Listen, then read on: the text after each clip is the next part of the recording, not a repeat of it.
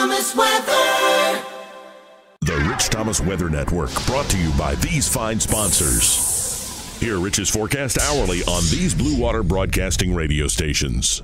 Hey, good morning, everybody. Rich here on this Thursday morning. It is the 12th day of March. The time now, as I make this, 3:56 in the morning. It was in the 60s yesterday morning when I stood here. It's in the 40s this morning, but we have a nice day ahead. This day gets my seal of approval as not only a beautiful day, the nicest day of the week. However, we are closely monitoring that storm system that'll be approaching later in the week, one that will cause problems for a lot of Americans, including snow in some places, a blizzard, and even some severe weather.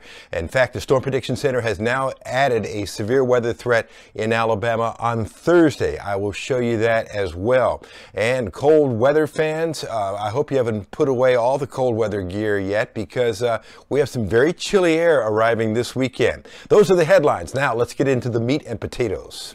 Chilly this morning with 40s all the way down to the Gulf Coast. Then you get into the 30s, the 20s, the teens, and the single digits farther north.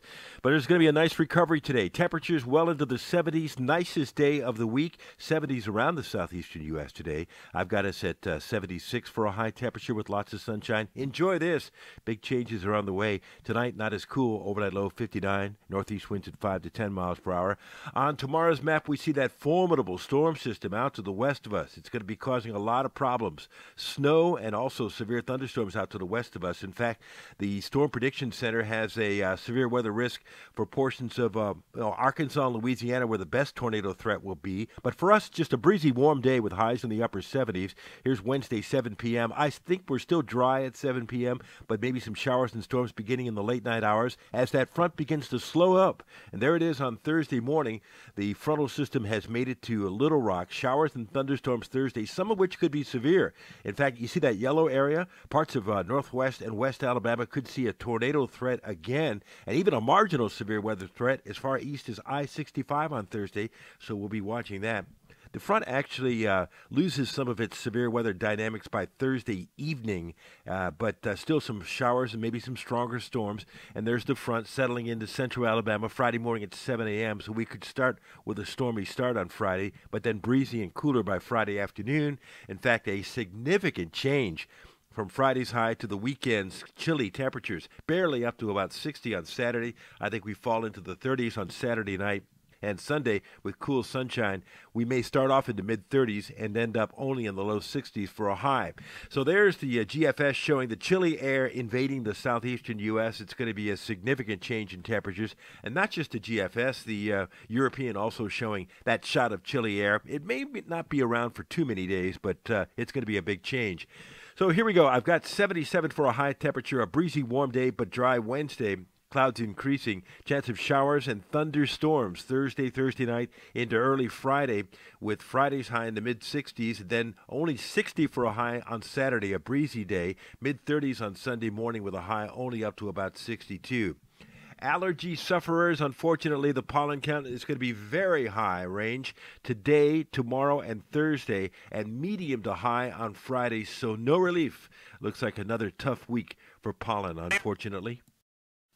How many of you remember this date in 1993, the so-called superstorm of the century? On that Friday night in Montgomery, heavy rain turned to sleet, then heavy snow, then thunder snow, green lightning, winds gusted to 40, 50, 60 miles an hour. Everything was closed. Although Montgomery officially only recorded 4 inches of snow, drifts were measured in feet.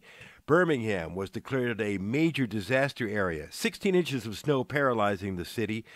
Over the eastern half of the nation, 370 people died in the superstorm of the century, the blizzard of 93, on this date.